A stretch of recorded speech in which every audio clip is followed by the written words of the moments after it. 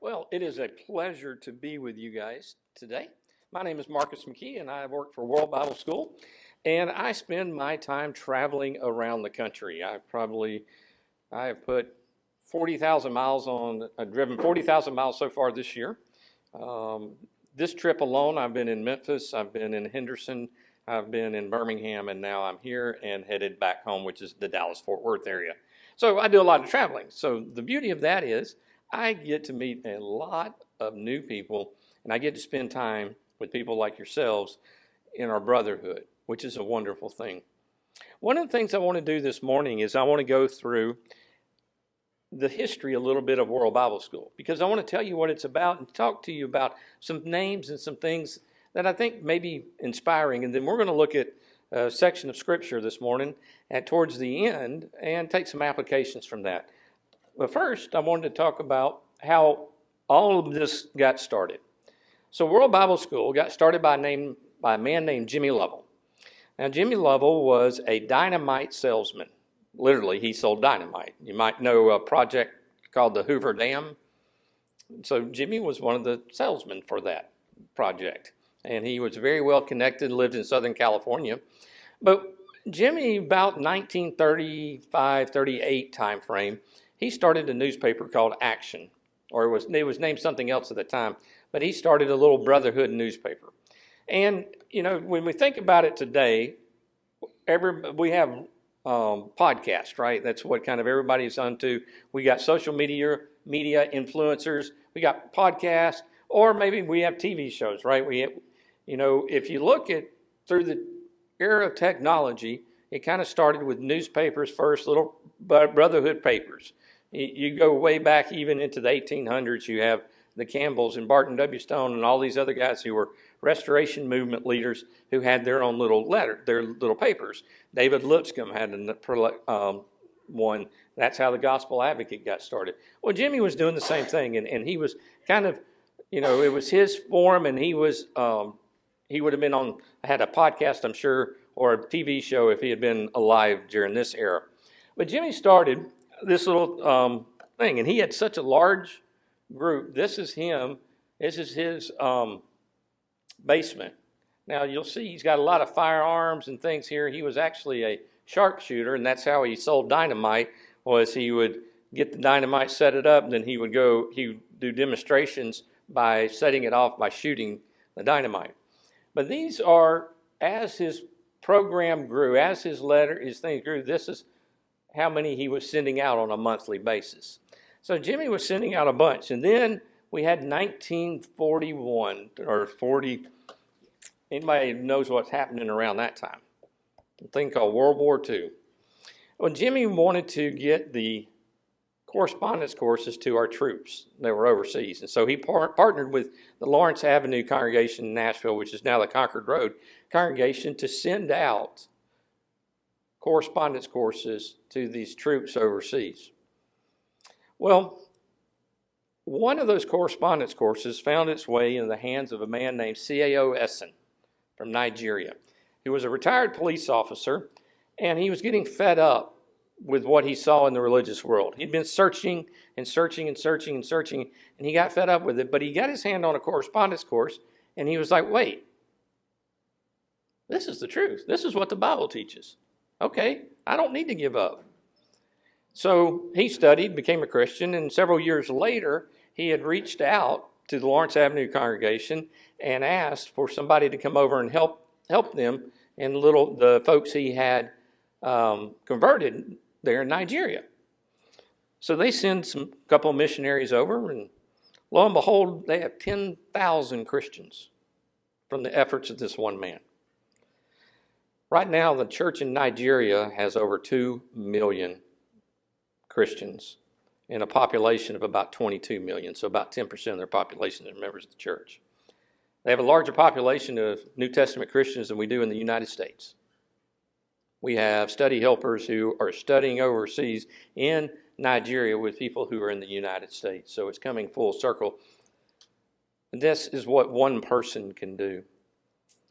In 1973, through the efforts, as things kept going, and Jimmy Lovell put an advertisement in a newspaper with the help of a guy named Truett Adair. And if you know anything about the Sunset Bible Institute, Truett ran the Sunset Bible Institute for many, many years. But he put a newspaper advertisement about free Bible study. Now, the thing about it was, Jimmy Lovell didn't have a Bible study correspondence course when he advertised it. They just thought, we'll see if anything comes of it. So he did. And lo and behold, it took off like wildfire. So he had to scramble again and get some of his preaching buddies to create some correspondence courses that he could send over there. And things grew to the point that in 1973, he dubbed it World Bible School. And as I mentioned in class, over 40 million people have been taught the gospel or have started a Bible study with World Bible School materials through members of the Brotherhood over the last 40 years. Actually, last 50 years. One of those people was a lady named Ruth Orr. Ruth Orr was a missionary's wife, and her husband passed away prematurely. And Ruth was living in Tennessee. She wasn't really sure what she wanted to do. Wasn't really sure. She had helped Jimmy get started with World Bible School way, way, way back in the 1973s, but now she was kind of floundering around, wasn't sure what she was going to do. Well, she got connected with Jimmy again and really started helping him and really pushing and studying with World Bible School students. Her little network grew so large that she ended up she supported missionaries herself that were local preachers there in these countries. Ruth Orr did countless trips overseas in her latter years. And by the time Ruth passed away in the 2000s, the best estimates we could tell was that 20,000 people had become Christians through her efforts, the efforts of one woman. The efforts of one woman who shared the gospel and took the Great Commission seriously. I share those with you because that's how World Bible School got started. That's what it was started. It was started on the backs of people who took the Great Commission seriously, people who took our responsibility to teach the lost. If you would, turn to 2 Kings chapter 6, and we're going to start there and go through and talk about this, the siege of Samaria. We're going to read some of this and make some application for us today because I think this particular passage can go from verse 24 in 2 Kings 6 all the way through the verse 20, the end of chapter 7. We see something that I think in this story is something that can be applicable to us today. Verse 24, it says, "Sometime later, Ben-Hadad, king of Aram, mobilized his entire army and marched and laid siege to Samaria." So here you have Samaria had been at war with Ben-Hadad and Aram for a while. This is back in the time. This is when Elisha was alive. He had just healed the Shunammite's woman. He had also just healed Naaman. He had done several things, and now Elisha, he had actually, if you remember, if you back up a little bit, Elisha had just had an incident where the chariots of God and the chariots of fire, if you remember, his servant was like, "Lord, the Samaritans have come against us. What are we going to do?" And he said, "Don't worry. Those that are with us are larger than those that are with them." And he opened his eyes. Well, this is after that happened. And so we have these, Ben-Hadad has come against Samaria again, and he's besieged them. He said, "There was a great famine in the city.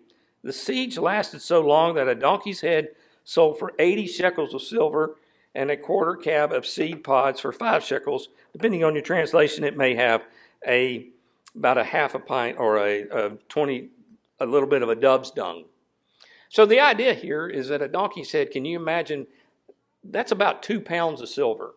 And in today's money, that's about $800 and something. Can you imagine paying $800 and something for a donkey's head? Can you imagine paying almost $80 for some bird dung to feed? Famine had gotten so bad. And here today in our country, we can't really relate to this. However, over the course of history and recent history and even today, people can relate to this. If you think about back in World War II, You have the concentration camps. Those people were literally starving to death. You had the Soviet gulags that started under Stalin about that same time that were not any better than than the concentration camps. You have people who are starving because their world is at war. Think about the folks in the Ukraine and Russia and some of the humanitarian aid that has to go on there. Remember the war in Bosnia back in the early 90s? Well, what was their tactic? Their tactic was to surround and keep goods from getting into a city to make that city starve to death so that they would crumble under pressure. So people understand this idea. Folks in Africa today who are starving because they can't get humanitarian aid, they would understand this. They would appreciate and get that, hey, famine was so severe. They would be there and they would understand what the children of Israel there in Samaria were. It says in verse 26, as the king was passing by on the wall, a woman cried to him, help me, my lord the king. The king replied, if the Lord does not help you, where can I get help from? From the threshing floor, from the winepress? Then he asked her, what's the matter? She answered, this woman said to me, give up your son so we may eat him today, and tomorrow we'll eat mine. So we cooked my son and ate him. The next day I said to her, give up your son so we may eat him, but she had hidden him. When the king heard the woman's words, he tore his robes. As he went along the wall, the people looked, and there underneath he had sackcloth on his body. He said, my God, may God deal with me, be it ever so severely, if the head of Elisha, the son of Shaphat, remains on his shoulders today. Now Elisha was sitting in his house, and the elders were sitting with him. The king sent a messenger ahead, but before he arrived, Elisha said to the elders, do you not see how this murderer is sending someone to cut off my head? Look, when the messenger comes, shut the door and hold it shut against him. Is not the sound of his master's footsteps behind him? While he was still talking to them, the master came down to him, and the king said, this disaster is from the Lord. Why should I wait for the Lord any longer? So we see first in this siege of Samaria, the world needs saving, and our world needs saving. They need something desperate. They were so desperate, they needed saving. And so this is where we come to when the king comes to Elisha, and he's blaming God for this. He's blaming Elisha, and he goes to it. And then Elisha says, here's what the Lord says. This is what the Lord says. About this time tomorrow, a sheah of flour will sell for a shekel, and 2 sheahs of barley for a shekel at the gate of Samaria. The officer on whose arm the king was leaning, said to the man of God, look, even if the Lord should open up the floodgates of the heavens, could this happen? Sarcasm was alive and well back in then, not just today. Elisha says, you will see it with your own eyes, but you will not eat of any of it. Now there were 4 men with leprosy at the entrance of the city gate. They said to each other, why stay here until we die? If we say we'll go into the city, the famine is there, and we will die. If we stay here, we will die. Let's go over to the camp of the Arameans and surrender. If they spare us, we live. If they kill us, then we die. At dusk, they got up and went to the camp of the Arameans. When they reached the edge of the camp, not a man was there, for the Lord had caused the Arameans to hear the sound of chariots and horses and a great army, so that they said to one another, look, the king of Israel has hired the Hittite and Egyptian kings to attack us. So they got up and fled in the dusk and abandoned their tents and their horses and donkeys. They left the camp as it was and ran for their lives. The men who had leprosy reached the edge of the camp and entered one of the tents. They ate and drank and carried away silver, gold, and clothes, and went off and hid them. They returned and entered another tent and took some of the things from it and hid them. Then they said to each other, what we're doing is not right. This is a day of good news, and we are keeping it to ourselves.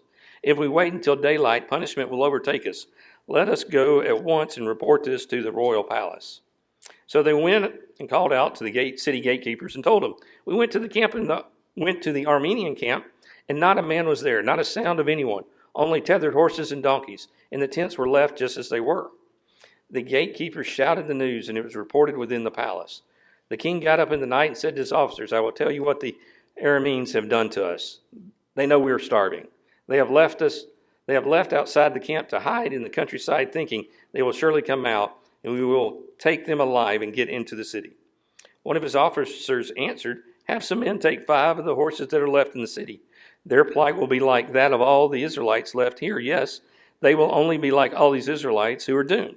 So let us send them to find out what happened. So they selected 2 chariots with their horses, and the king sent them after the Aramean army. And he commanded the drivers, go find out what has happened. They followed them as far as the Jordan. They found the whole road strewn with the clothing equipment from the Arameans, and had thrown away their headlong flight. So the messengers returned and reported the king. Then the people went out and plundered the camp of the Arameans. So a sheah of flour sold for a shekel, 2 sheahs of barley for a shekel, as the Lord had said. Now the king had put the officer on whose arm he had leaned in charge of the gate, and the people trampled him in the gateway, and he died, just as the man of God had foretold when the king came down to his house. It happened as the man of God had said to the king, about this time tomorrow, sheah of flour was sold for a shekel, 2 sheahs of barley for a shekel, at the gate of Samaria. The officer had said that to the man of God. Look, even if the Lord should open the floodgates of the heavens, how could this happen? The man of God had replied, you will see it with your own eyes. You will not eat any of it. And this is exactly what happened to him, for the people trampled him in the gateway, and he died. Just like that world was in need, the Israelites were in need of saving. Our world's the same way today. You don't have to do anything but look around. We see our political turmoil in this country itself. Story of a shooting that just happened on the campus here, very close. I think I passed by it on my way in this morning. So our world is hurting. Our world is hurting and is in need of saving. When we see this and we look through this, that's one of the main lessons that we can take away. Do we heal our world by making new laws? Do we heal our world by electing new people? We heal our world by showing them Jesus. When we show Jesus and they realize that Jesus is the answer. How's he the answer? Well, he changes our priorities so that we're not fighting each other. We're not fighting against each other because we're selfish. Come unto me, all you who are labor and heavy laden, and I will give you rest. Take my yoke upon you, for my yoke is easy, my burden is light. Why is his yoke is easy and burden light? Why does he say, come learn of me? He says, learn because his yoke is easy, his burden is light, because he changes our priorities. The world needs Jesus, and the world still needs saving. People will blame God. People today blame God. They blame God for all of the trouble that's happening in the world. If there was such a loving God, why would he allow such things to happen? That's what the Israelite king was asking. Did you see that? Back in at the end of chapter 6. He said, this disaster is from the Lord. Why should I wait on the Lord? Translate that in today's terms. Look at all the death and dying around this world today. If there was a loving God, he wouldn't let that happen. So why am I going to believe in God? People are going to blame God. The world needs hurting. We need a scapegoat. We need somebody to blame, because if we don't blame somebody, then we have to blame ourselves, because our own selfishness will have gotten us into that mess. Next thing we see is you never know how God will save. You never know how God is going to intervene in your situation. You never know what he's going to do and how he's going to handle it. How did he handle this? I love how he handled this. He sends Elisha tells something that's so outlandish that they're like, no way. You're buying a donkey's head for $800, and tomorrow I'm going to be able to buy a big bag of flour for less than 10. No way that's going to happen. Remember, the man said, even if the gates of heaven were to open, the sky was to open, and manna was to drop, that wouldn't happen. Think about that. And what does God do? He doesn't send a great army. He doesn't send anybody that they can blame anything. He causes the army to flee all by itself. Nobody was around them. Nobody around. And then you got 4 lepers. Think about this. These are guys who are the dregs of society. They were people who lived outside of society. If they were walking, they had to walk a certain distance from people. They had to call out unclean, unclean, unclean. They were frowned upon. They were the outcasts of society. They probably got made fun of. They probably got picked on. They were treated probably very poorly from the people that were in the city walls.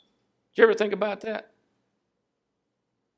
As I was studying this and I was thinking about it, I think these are 4 guys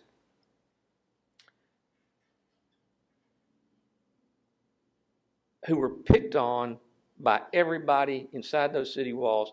Those people hated these guys. They were less than human because they had a skin disease. And God says, you know what? You guys need saving, and I'm going to pick the least likely person you would ever thought. I'm going to pick that person that you hate. I'm going to pick that person that you despise, that you don't like, for no reason, just because you don't like them because they're skin, but you think they're less than human. I'm going to pick that person, and that's going to be how you're going to be saved. You never know how God will save. He used these lepers, people that no one else would use, but God uses. Never limit God's ability to work through someone, especially yourself. Maybe you don't think that you have a talent. Maybe you don't think that you can do something well. Maybe you don't think that you can do something. When we think that way, brothers and sisters, we're limiting God's ability to work through us. Don't limit God's ability to work through you. We are those lepers. And think about that in our society today. What's happened in the society that we live in? If you were to stand up for what you believe in a public setting, are you going to be cheered, or are you going to be made fun of, or are you going to be canceled? When we stand up for the truth, what happens? We're the outcasts. We're the people they want to cancel. They don't want to hear what the Bible says. We become those lepers. We become the people that society doesn't want anymore. We're the bad guys. Have you noticed that lately? How all of a sudden Christians have become the bad guys? We're what's wrong with the world. We're those lepers. Because, see, we're those lepers in a couple ways. One is we're the outcast in a lot of ways of society. But 2, we have the good news. See, what was the good news those lepers had? The enemy had fled. And not only had the enemy fled, guess what? We are saved. We got food. We got clothing. We got plunder. They had the good news. We have the good news. We are the lepers because we have that good news. Don't limit God. Don't limit yourself. We have the good news, but not everybody will listen. Our job's to sow the seed. Remember the parable of the sower? Remember what the success rate of that was? 25%. We never know. We want to limit God by saying, well, people aren't going to listen. You're right. There's going to be a lot of people that aren't going to listen. The Israelites were stubborn and hard-headed, weren't they? They had hard hearts. But what did God tell his prophets? I'm sending you to a hard-headed, stubborn people, but you got to tell them. He told that to Ezekiel, remember? That Ezekiel, I'm sending you to these people. They're not going to listen to you. But I'm going to tell you what, if you don't preach the word to them, it's going to be on you. If somebody sins and you haven't warned them, their sin you're going to be accountable for. So you better See, God knows that people aren't going to listen to us. They have free will. It's up to them. But it's up to us to get that message, isn't it? It's up to us to spread that good news. As we think about our world today, we can see that it's still in need of saving. You walk through this, you see how bad things were. And in society today, maybe not in the U.S., but around the world, things are just that bad in a lot of areas. A lot of the things people can relate to here. And the way we change the world is by changing one soul at a time, one heart at a time, laying and sowing that seed with the good news that Jesus gives us a better way. Jesus gives us a way that's different. Jesus gives us a way that fulfills. Jesus gives us a way that satisfies. Gives us meaning. The world needs Jesus. Do you know him? If you know Jesus and you know the good news, do you share him? My challenge to all of us is share Jesus. It can be as simple as a cup of cold water. It can be as simple as a meal delivered. It can be as simple as having a Bible study at a student center. It can be as simple as carrying a meal to somebody who's sick. It can be teaching somebody through World Bible School, teaching somebody through World English Institute, teaching somebody and supporting our brothers and sisters who work in the mission fields. There's many ways that we can share because we have the good news and the world needs it. Do you know Jesus? If you don't, I encourage you to get to know him. Get to know him. Make him Lord of your life. It's easy and it's hard. It's easy to become a Christian, but the life is hard, but it's rewarding. If you're here today and you don't know Jesus, you can come forward as we sing in a minute and give your life to him and be buried in baptism and know him. Maybe you do know Jesus, but maybe you've let it slip away a little bit. Maybe you're in a situation where you're just going through a rough time and you need prayers. That's a beautiful thing about the body. That's a beautiful thing about the church. We can all get together. You had a list of everybody up here in this congregation. That is a beautiful thing. And I'm going to talk a little bit more about that this evening, about the one body and how we work together as one. But that's a beautiful thing, is to be able to pray for each other. If you have a need, whatever that need may be, I ask that you come together as we now stand and as we sing.